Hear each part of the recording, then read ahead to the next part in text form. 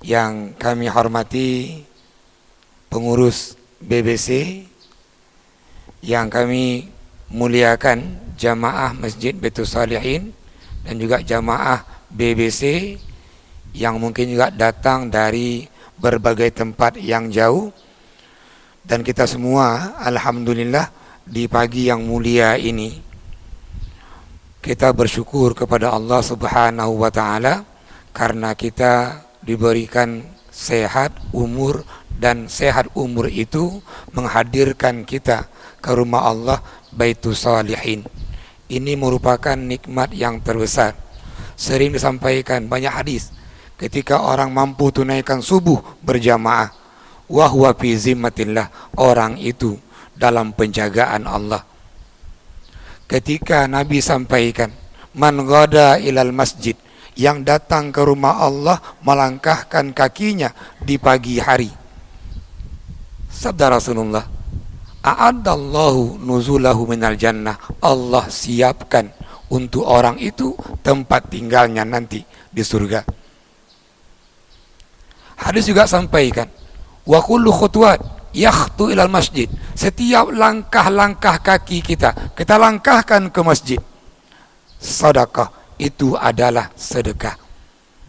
Namun yang paling pokok adalah Imam Abu Bakar Al-Jazairi dalam kitab Minhajul Muslim menyampaikan, asyukru ala ni'mah wajib, mensyukuri nikmat itu adalah wajib. Wa yakunu ahammuha as-salatu wal iksaru fiha, maka cara mensyukur yang paling sempurna, kata Imam Abu Bakar Al-Jazairi, adalah dengan solat. Dan kedua, memperbanyak solat itu. Maka hakikatnya tak kalah kita tunaikan solat berjamaah tepat pada waktunya, hakikatnya kita sedang bersyukur.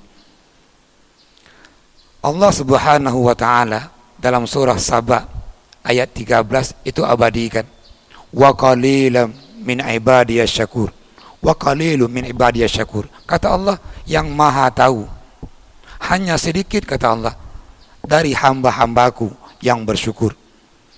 Dalam tafsir Al-Jami' li Ahkamil Qur'anil Karim punya Imam Qurtubi, apa makna sedikit ini? Kata Imam Qurtubi, ketika orang diperintahkan untuk beribadah dalam rangka mensyukuri nikmat Allah, maka itu sangatlah sedikit, kata Imam Qurtubi. Sambil beliau mengutip sebuah riwayat dalam tafsir beliau, ada dulu di masa Khalifah Umar bin Khattab radhiyallahu an, itu orang tawaf di Masjidil Haram. Ketika kebiasaan orang tawaf, dia akan baca berbagai macam doa. Kalau hari ini mungkin dia caleg, dia umrah tawaf, doanya semoga dia terpilih. Kalau dia mungkin orang yang sakit, tak kala dia tahu, dia berdoa, ya Allah sembuhkanlah saya. Kalau dia punya masalah, mungkin ketika dia tawaf, itu doanya, ya Allah keluarkan saya dari masalah-masalah saya. Namun orang ini dalam tafsir Al-Jami' di Ahkamil Qur'anil Karim, itu doanya setiap tawafnya itu, setiap putaran, Allahumma ja'alni minal qalil, ya Allah masukkan saya ke kelompok yang sedikit. Khalifah Umar bin Khattab heran, begitu banyak orang ketika tawaf doanya berbagai macam ragam, namun ini orang setiap putarannya, Allahumma ja'alni minal qalil, ya Allah jadikanlah saya, masukkanlah saya ke dalam kelompok yang sedikit. Sampai Khalifah Umar tunggulah orang ini selesai tawaf, dan beliau bertanya, ma hadzal doa, doa apa ini, kata Khalifah Umar. Orang ini menjawab, ya Khalifah, sami'tullaha yaqul, saya mendengar Allah itu bersabda. Artinya beliau baca Al-Quran yang bunyinya, wa qalilu min ibadiyasy syakur, hanya sedikit hamba-hambaku, kata Allah, yang bersyukur. Fa'ad'uhu liyaj'alani minal qalil, saya mohon sama Allah semoga dimasukkan ke dalam kelompok yang sedikit itu. Dan insya Allah yang hadir di rumah Allah di subuh hari ini, Allah masukkan ke dalam kelompok yang sedikit ini, kelompok yang selalu bersyukur atas nikmat yang Allah berikan. Amin, amin ya rabbal alamin. Yang kedua, salawat dan salam kita kirimkan ke baginda Rasulullah SAW, Nabi yang diantara sabda beliau sampaikan diriwayatkan oleh Imam Bukhari, Imam Muslim dengan sanad yang sahih.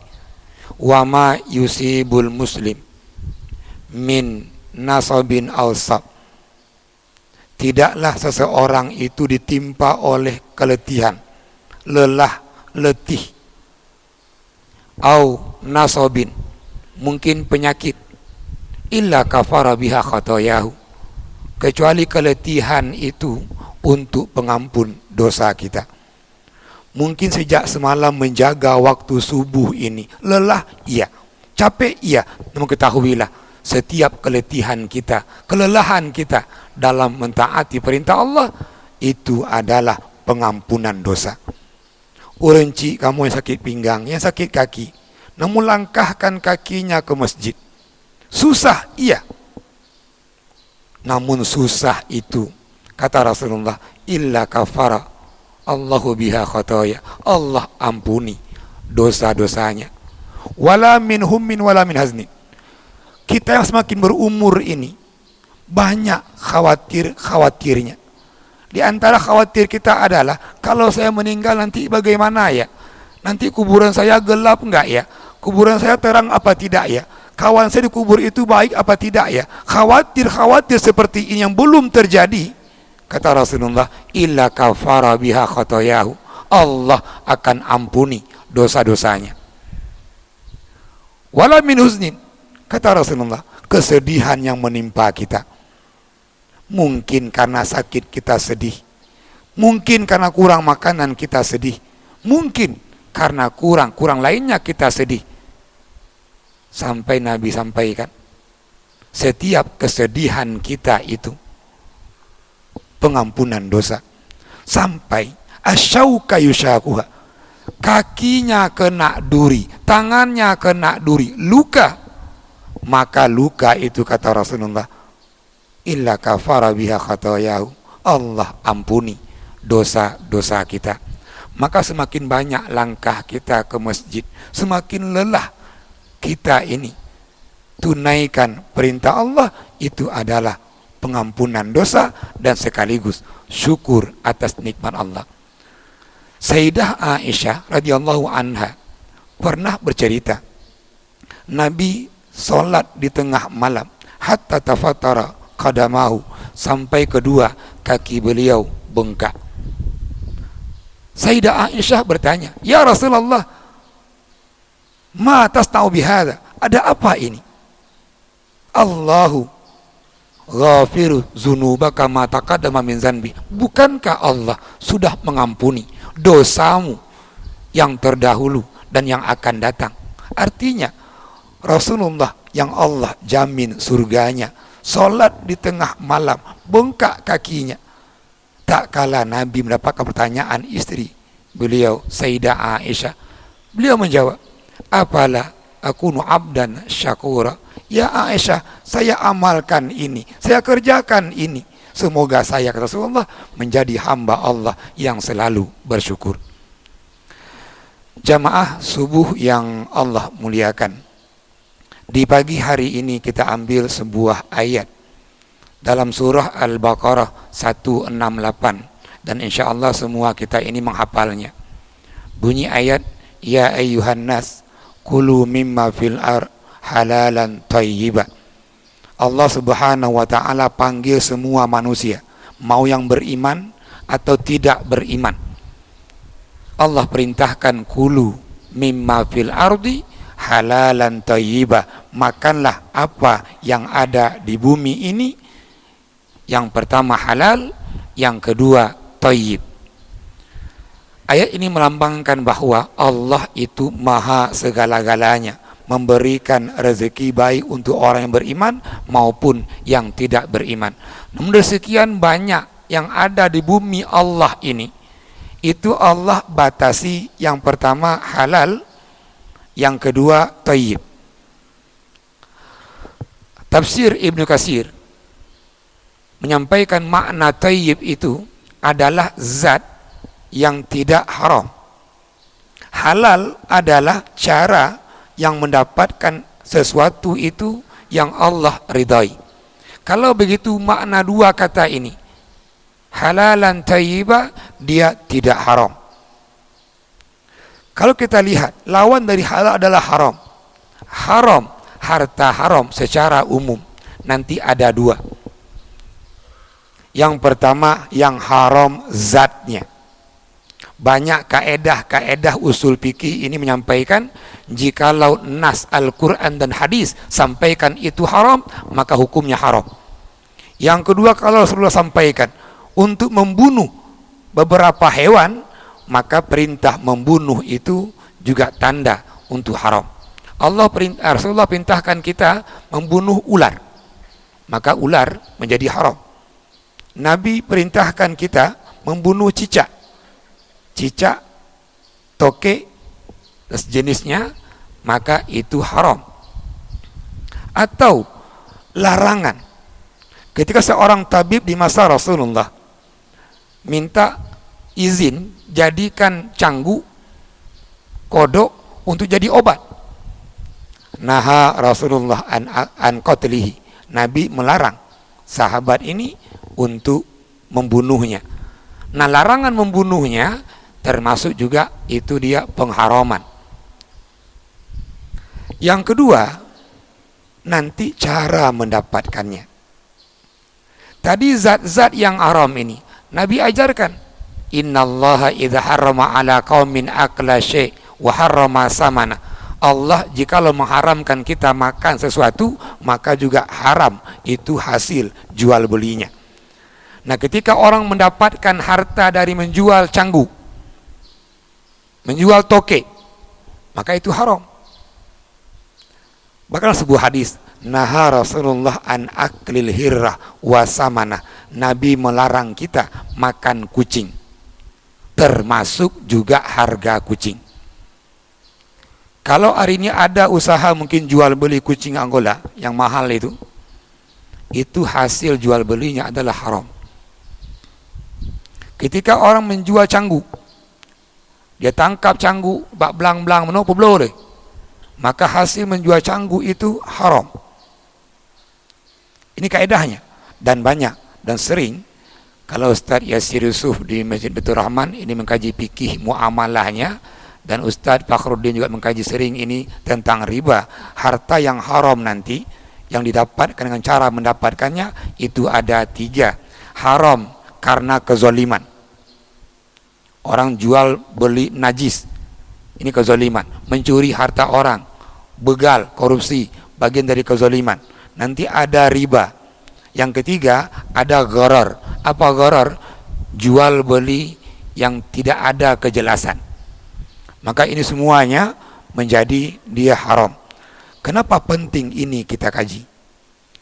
Rasulullah sampaikan, innallaha thayyib la yaqbal illa thayyib. Allah itu maha baik dan Allah tidak terima kecuali yang baik-baik. Maka di hadis ini Nabi jelaskan, innar rajula yutilu safar. Ada orang sudah jauh safarnya, sampai kusut rambutnya, kusut pakaiannya, dia angkat tangan ke langit, ya Rabb, ya Rabb. Artinya apa? Di antara doa-doa yang mustajab itu adalah orangnya safar. Orang itu manggil nama-nama Allah, ya Rabb. Nabi sampaikan, fa aina yustajaba lahu da'wah. Bagaimana orang ini, kata Rasulullah, Allah akan terima doa-doanya. Fa inna mat'amahu haram, makanannya dari yang haram. Wa malbasahu haram, pakainya dia haram. Wa guziya bil haram, dia tumbuh dari daging makanan yang haram. Artinya bahwa konsekuensi yang haram yang kita konsumsi, yang kita ambil, yang kita makan, yang kita nikmati itu, yang pertama, doa-doa kita itu tidak diijabah. Bahkan dalam kitab Jami' Ulum wal Hikam, ketika mensyarah hadis ini, Syekh Ibn Rajab Al-Hambali katakan, mengutip pendapat sahabat Ibnu Abbas, la yaqbalallahu salata mri'in fi jawfi syai'un min haram. Allah enggak terima salat seseorang yang di dalam dirinya itu ada makanan yang masuk dari yang haram. Orang sholat, tiap hari sholat, namun sholatnya Allah nggak terima. Kenapa? Dalam dirinya ada yang haram. Dalam kitab Harta Haram, dalam muamalah kontemporer, punya Dr. Erwandi Tarmizi, jamaah yang Allah muliakan. Saya sering asal dibel Pak Irwandi, saya panggil Pak Tarmizi, Pak Tarmizi. Kebiasaan baca buku kitab ini, Harta Haram Erwandi Tarmizi, sampai Erwandi Adnan pun terpanggil Erwandi Tarmizi. Dalam buku ini sampaikan, mengutip pendapat seorang ulama yang lahir tahun 21 Hijriah, Hasan Al-Basri. Kata Hasan Al-Basri, begitu orang makan yang haram, dia berikan makanan yang haram ke istrinya, ke anaknya. Yang pertama, kata Hasan Al-Basri, istrinya tidak akan patuh kepadanya. Yang kedua, anaknya akan jadi anak yang batat, dan gak mungkin anak itu jadi anak yang soleh. Bahkan kata Hasan Al-Basri, harta yang haram itu akan berpengaruh kepada kendaraan-kendaraan yang dia tunggangi. Punya Honda reloh ada pegot reloh loh, tempat yang sama loh, bisa jadi ini kita perbaiki dari harta yang haram, dan bisa jadi keretanya itu kita beli dengan cara yang haram. Artinya bahwa harta yang haram ini dampaknya bukan hanya akhirat, dunia. Tak kala kita kepingin anak yang soleh, tak kala kita meninggal dunia, ada permohonan ampun dari anak-anak yang soleh ini, maka di antara cara yang pertama adalah berikan asupan makanan zat yang halal, makanan yang kita dapatkan dengan cara yang halal, untuk menjadikan kita pendamping istri-istri yang solehah. Maka para salafus saleh, istri orang-orang dulu, dalam kitab yang sama dijelaskan, itu tak kala suaminya keluar rumah, permintaan istri ini, wahai suamiku, iyyaka wa kasbil haram, jauhilah usaha-usaha yang haram. Kami sabar dari kelaparan, namun kami enggak kuat, kata istri-istri itu, nanti jikalau Allah letakkan kami dalam neraka. Ini istri di masa salafus saleh. Kalau istri ini, bang, baga-baga hayu bang, betuonya sih, nepuoji. Permintaan istri-istri kita hari ini. Namun tadi istri yang kita berikan makanan yang halal, sama permohonannya.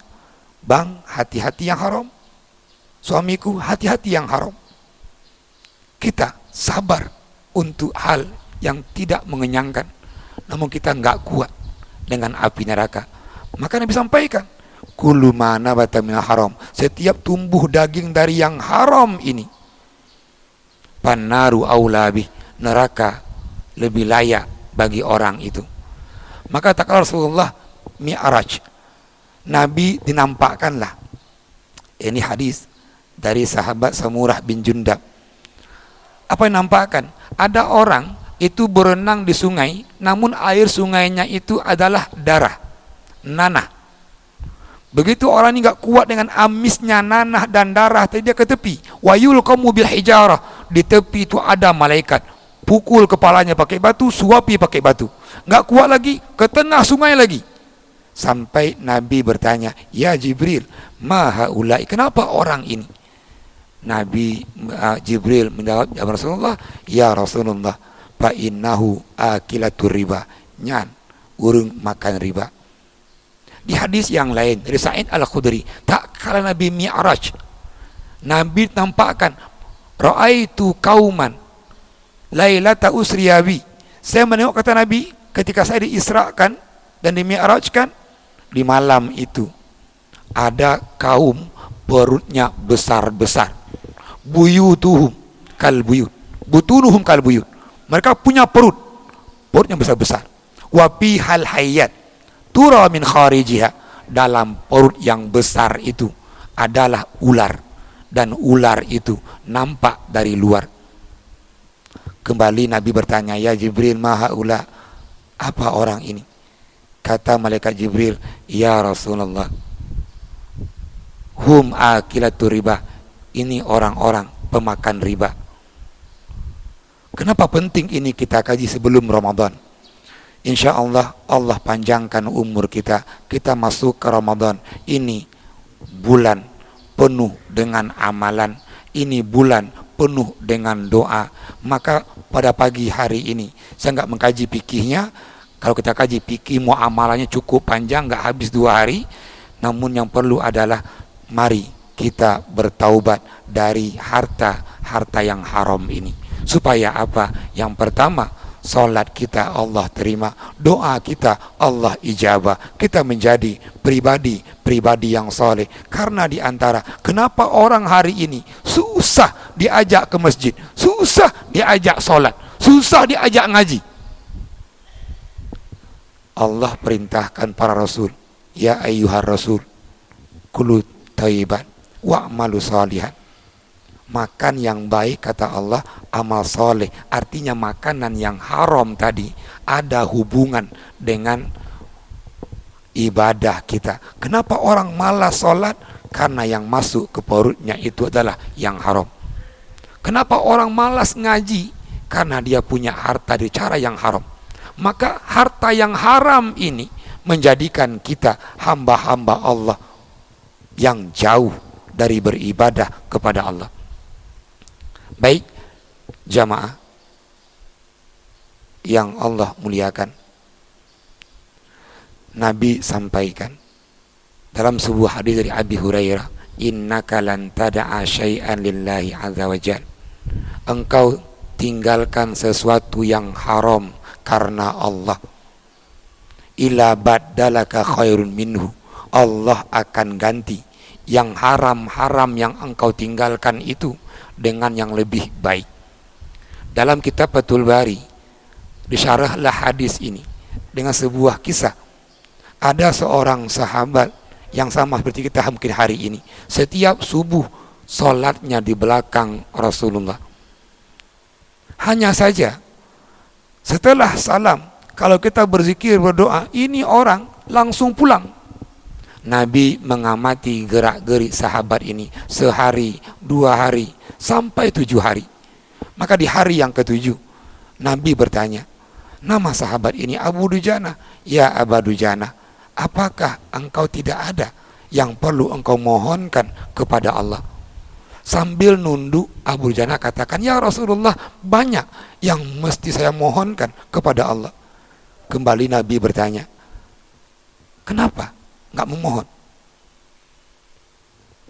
Abu Dujana menjawab, ya Rasulullah, saya punya urusan. Nabi kembali bertanya, kalau boleh tahu kata Rasulullah, apa urusanmu? Kata Abu Dujana, ya Rasulullah, ini rumah saya. Di samping rumah saya ada tetangga sebelah saya orang Yahudi. Dia punya pohon kurma, dahannya itu menjulang ke halaman rumah saya. Buah-buahnya kalau malam ya Rasulullah jatuh ke halaman rumah saya. Saya pulang segera setelah subuh ini, saya kumpulkan buah-buah kurma yang jatuh di halaman rumah saya. Saya antarkan ke rumah Yahudi itu. Dengan harapan ya Rasulullah, nanti bangun istri saya, bangun anak saya, dia nggak ambil buah kurma itu. Sambil neteskan air mata, kata Abu Dujana, pernah ya Rasulullah, saya telat pulang dari masjid, anak saya sudah bangun, dia ambillah buah kurma itu, dia masukkanlah ke mulutnya. Begitu saya pulang, saya lihat, saya katakan, nakku ya bunaya, muntahkan nak. Namun ya Rasulullah, saya tahu saya nggak mampu membeli kurma yang terbaik untuk anak saya. Anak saya nggak mau memuntahkan kurma yang ada dalam mulutnya. Sampai akhirnya kata Abu Dujana, saya buka mulutnya, saya ambil kurma dari mulutnya, saya katakan, jangan letakkan ayahmu neraka nak gara-gara buah kurma ini. Ya Rasulullah, saya nggak tega nengok anak saya menangis, nggak mampu dan nggak bisa makan kurma. Jamaah subuh yang Allah muliakan, Baginda Rasulullah ikut menangis. Di siang harinya Nabi datangi rumah Yahudi ini. Nabi tawar pohon kurma ini dengan harga 10 kali lipat dari harga pohon kurma terbaik di Madinah. Begitu Yahudi mendapatkan tawaran terbaik ini, dia katakan ke istrinya, "Wahai istriku, kita hari ini akan untung besar. Ini Nabi Allah datang ke rumah kita dan nawar pohon kurma kita seharga 10 kali lipat. Kita jual?" "Boleh," kata istrinya. Namun Yahudi ini mensyaratkan, "Rasulullah, kami mau jual pohon kurma ini, namun dengan syarat harganya cash, bayar tunai." Baginda Rasulullah nggak punya uang. Namun di waktu bersamaan seorang sahabat, Abu Bakar As-Siddiq radhiyallahu an, begitu mendengar harga ini, Abu Bakar membayar tunai pohon kurma itu. Begitu Yahudi mendapatkan uang dari Abu Bakar, dengan angkuh sombongnya Yahudi katakan, "Wahai istriku, tengok, kita untung besar hari ini. Kita dapat uang banyak, sementara pohon kurma itu masih ada di halaman rumah kita, masih punya kita." Jamaah, apa yang terjadi? Tak kala tengah malamnya, Allah pindahkan pohon kurma itu ke halaman rumah Abu Dujana. Tak kala beliau pulang dari masjid subuhnya, mendapati pohon kurma ada di halaman rumahnya. Inilah maknanya. Begitu orang menghindari yang haram tadi, Allah mengganti dengan jauh yang lebih baik. Jangan ragu. Kalau hari ini ada pekerjaan kita yang haram, tinggalkan. Ar-Razzaq. Siapa Ar-Razzaq? Allahu Razzaq. Allah menjamin rezeki kita. Terkadang kita ragu, terkadang kita bimbang. Kalau saya keluar ini, masih ada rezeki enggak ya? Masih dapat tidak ya? Maka Allah Maha Pemberi rezeki. Allah menjamin rezeki kita, keluarga kita, dan anak-anak kita. Maka yang sudah terlanjur yang pernah kita lakukan menyambut Ramadan ini, innallaha yuhibbut tawwabin, Allah Maha suka orang-orang yang bertaubat. Maka jikalau ada harta kita cek, kalau harta kita itu haram karena zatnya, ada orang mengkonsumsi yang haram, maka cara bertobatnya adalah orang itu berhenti. Dalam kitab Luqmatul I'tiqad, syarat bertobat dijelaskan. Yang pertama, ayyakala'a minal zanbi fil hadir, mesti dia meninggalkan dosa itu segera. Yang kedua, ayan dama ala zanbi nadman abada, menyesali dosa yang pernah kita lakukan, menyesal selama-lamanya. Syarat yang ketiga, ayyazam an la yaf'al fil ati, dia punya tekad yang bulat, tidak akan pernah mengulangi lagi. Dan yang keempat, idza kana haqqul adami, kalau dosa itu menyangkut orang lain, menyangkut dengan harta orang lain, raddahu bitariqah, orang ini mesti menyelesaikannya. Maka jikalau kita punya harta haram karena zatnya, cara bertobatnya berhenti dan buang harta itu. Yang kedua, kalau kita ada harta haram dari muamalah tidak saling ridho. Apa contohnya? Mencuri punya orang. Contohnya ini begal. Ini ambil punya orang tanpa izin, ini namanya muamalah tidak saling ridho. Bagaimana cara bertobatnya? Orang ini mesti mengembalikan harta yang pernah dia curi. Namun bagaimana kalau harta itu berkembang? Dia curi uang 2 juta misalnya, dia pakai usaha. Usahanya berkembang. Dengan usaha dia punya toko, dia punya properti, dia punya aset. Tak kala dia mau bertobat, pulangkan yang 2 juta itu dan pulangkan juga semua harta yang berkembang dari 2 juta itu. Apa dalilnya? Sering kita mendengar kisah 3 orang Bani Israel. Bunyi hadisnya, intalaqa salasatu rahti min Bani Israel, sampai orang terkurung dalam gua. Dan 3 orang ini bertawassul dengan amal saleh masing-masing. Nah, orang yang ketiga dia sampaikan, ya Allah, saya punya pegawai-pegawai, semua saya beri gajinya kecuali 1. dan gajinya saya kembangkan. Tak kala dia datang minta gajinya, ya Allah, saya katakan, semua kullu ma tara ajruka, semua yang kau lihat ini, itulah gajimu. Sampai pegawai ini katakan, ya Abdullah, la tahza' bi, jangan perolok-olok saya. Kata orang ini, anna la astahzi'u bik, saya enggak olok kamu. Betul, gaji kamu itu saya kembangkan menjadi unta, menjadi lembu, menjadi kambing. Nah, semua ini milik kamu. Dan kata orang ini, ya Allah, dia ambil semuanya tanpa meninggalkan sedikit pun untuk saya. Maka ketika kita mencuri harta orang lain, kita pakai untuk usaha, usahanya berkembang. Kalau dia milik perorangan, kembalikan ke orang itu.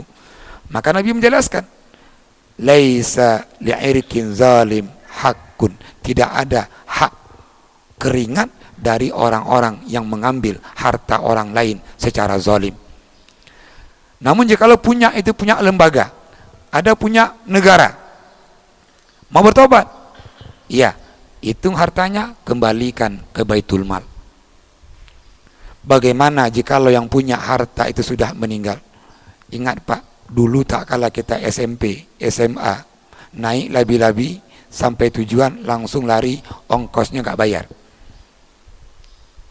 Atau tapaju kue kantin, tacok nambuh tabayu 2. Wabuh, padahal nambuh padahal. Yang 4 kita nggak bayar. Hari ini kita mau bertaubat. Orang yang punya labi-labi itu kita nggak tahu lagi. Orang yang punya kue kita nggak tahu lagi. Bahkan nggak tahu pewarisnya. Namun kita mau bertobat. Bagaimana caranya? Hitung aja berapa kue yang kita makan dan kita belum bayar. Sedekahkan, niatkan pahalanya untuk orang yang punya kue itu. Nyol sedekah bu 200 ribu yang pola labi-labi lu orangnya lu bayi-bayi lo. Semoga Allah ampuni dosa saya. Jikalau ini yang punya kita nggak kenal lagi, pewarisnya kita nggak tahu, maka sedekahkan, niatkan pahalanya untuk orang itu. Bagi kita adalah melepaskan diri dari dosa. Adapun yang ketiga, muamalah ridho sama ridho, rela sama rela, namun dia haram. Itu sogok menyogok semua rela itu. Rela lu ni coba, rela lu, menerima rela asiknya. Namun itu haram. Ketika orang riba nyolong pinjam peng 10 pulang 12 apa, rela lu, rela duanya. Namun dia haram. Bagaimana cara bertobatnya? Tengok surah Al-Baqarah 275. Paman ja'ahu mau'izatun min rabbih. Orang yang datang ke dia keterangan-keterangan Allah bahwa riba itu haram, sogok menyogok itu haram, dia langsung berhenti. Walahu masalah. Apa yang pernah dia dapatkan jadi milik dia. Namun dah tahu itu haram, nyopah pemilu, bagi-bagi amplop, tak cocit, kata punya harum, tak cocit. Tengok semua ayat. Waman ada yang mantong mengulangi, yang masih mengulangi, masih ambil juga, faulaika ashabun nar, langsung Allah janjikan mereka itu penghuni neraka jahanam. Berapa lama? Hum biha khalidun. Secara bahasa mereka abadi. Namun nanti kajian tauhidnya, makna khalidun ini adalah mereka neraka dalam masa waktu yang sangat lama. Mari jamaah subuh yang Allah muliakan, sebelum kita masuki Ramadan, kita perbanyak taubat. Tengok bahasa ayatnya, innallaha yuhibbu tawwabin.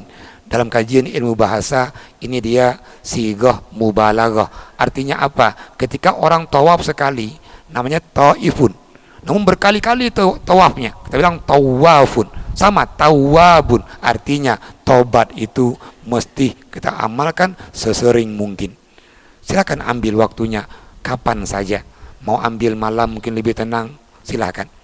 Semoga yang singkat ini memberikan manfaat. Saya menyampaikan khususnya, dan jamaah yang mendengarkan, sekali lagi mohon maaf, dan saya akhiri. Assalamualaikum warahmatullahi wabarakatuh.